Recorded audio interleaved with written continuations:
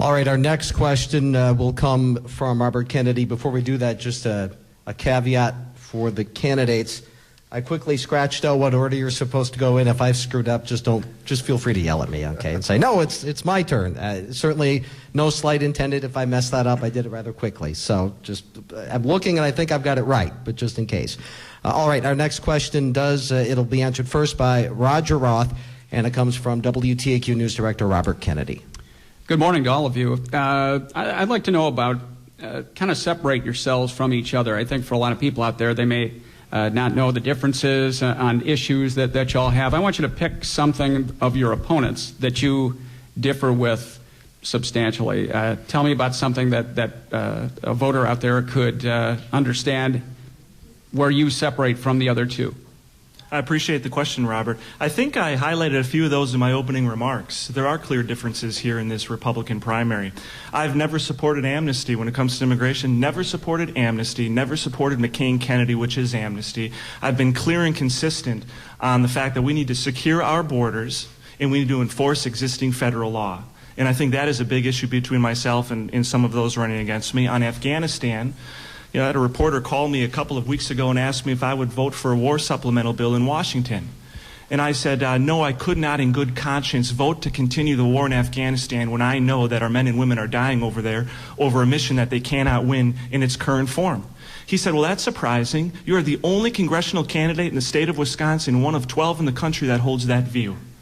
And I'm here to tell you, as one who's served in the military, one who's been to Iraq 3 times, nothing is more dear to my heart than our men and women in the military. And we've got a war that's going on over there. We either need to give them a mission, a path to victory, clear achievable goals, or we need to take our men and women home. But to continue to fund a war knowing that the mission they're fighting for we don't believe in, well, that's hypocrisy. And we need to take them home. And in Washington, I will be that voice on the floor of Congress for our men and women in service and tell this president that give us a mission we can win or we got to take them home. But I won't continue to fund a war that I don't believe that our troops right now can win. All right, same question to Reed Ribble. Yeah, and I'll be happy to, I know that he's poking at me on the amnesty thing. I'll be happy to answer that question. It comes up a little bit more. I've never supported amnesty, not then, not now, and so that's just a flat-out lie about my record. So I'm happy to do that. That's what career politicians do. They demagogue things. And the biggest difference between me and my two opponents is that I'm not a politician. I think it's significant. And I'll tell you, the biggest difference between me and my real opponent is I wouldn't have voted for cap and trade. I wouldn't have voted for a health care bill. That's who my real opponent is. My real opponents are not in the Republican primary here. I've been focused on defeating a Democratic incumbent that's been very liberal, and that's who I plan on staying focused at. Are there some policy differences between the three of us at this table? Sure there are. I'm sure they'll come out during the course of this debate. But I won't be taken down a rabbit hole in that regard, because I believe that the real opponent in this race is Steve Kagan, and there are plenty of differences to point to. He voted with Nancy Pelosi 213 times. We just heard that Representative Roth would vote with Nancy Pelosi at least once. And I would not have voted for I would not have voted with Nancy Pelosi and Steve Kagan on the war supplemental.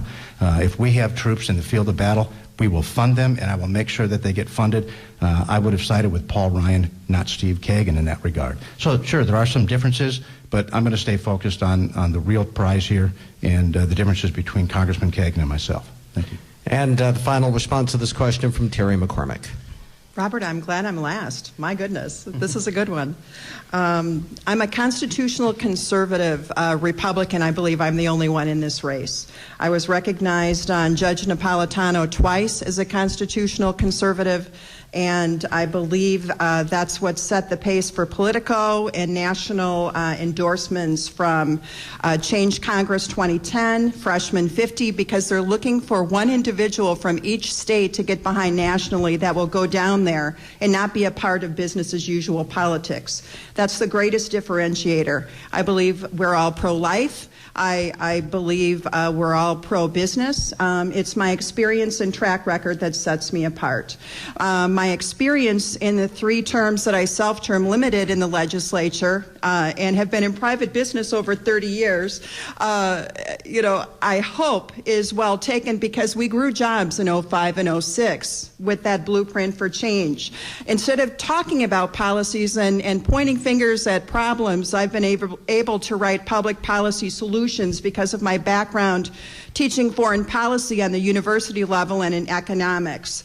With that experience and that know-how, I believe I'm going to continue to attract Tea Party groups, independents, conservative Democrats, and Reagan Republicans all over Northeast Wisconsin, which I've already been doing. Thank you for the question.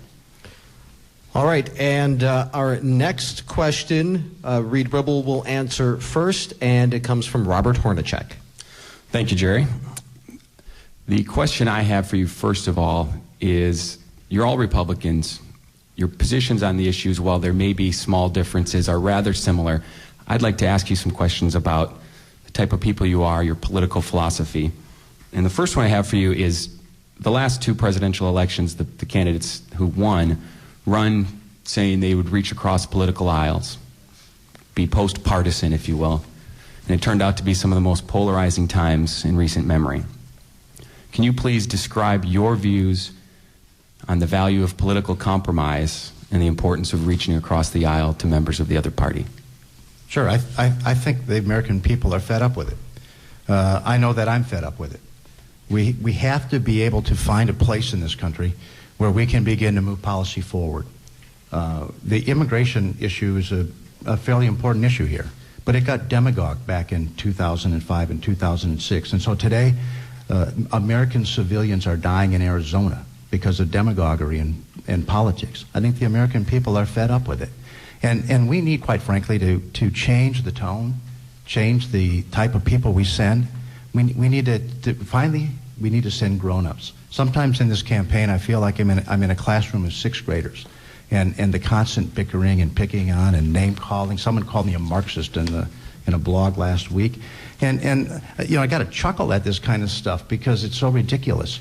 And in the meantime, while we fight amongst each other, the American people suffer. And I will reach across the aisle when it's in the best interest of the 8th Congressional District that I do so. And this is a people problem. We are sending the wrong type of people.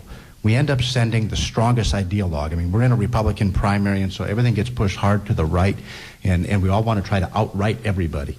And in reality, all I want to do is go to Washington, D.C. and represent the 8th Congressional District with as much honor and integrity as I possibly can.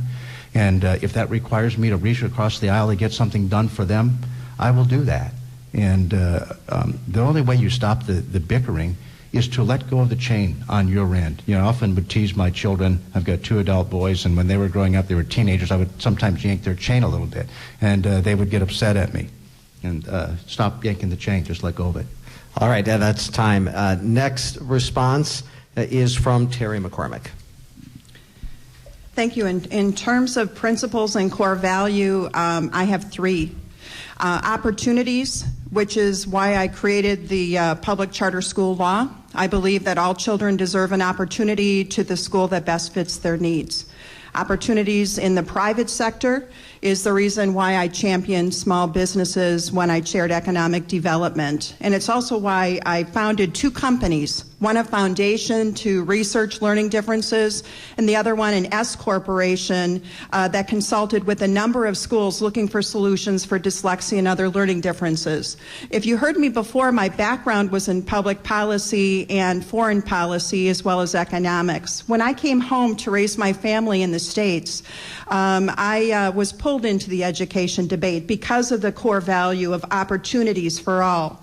The second core value I have is equal justice under the law. That's why I'm a constitutional Republican. I don't believe anyone is below the law. I don't believe anyone is above the law, which is why I fought for ethics reform in the state legislature, and why I self-term limited, why I believe in citizen leaders instead of long-term lobbyists wannabe legislators. I'll take my first poke there.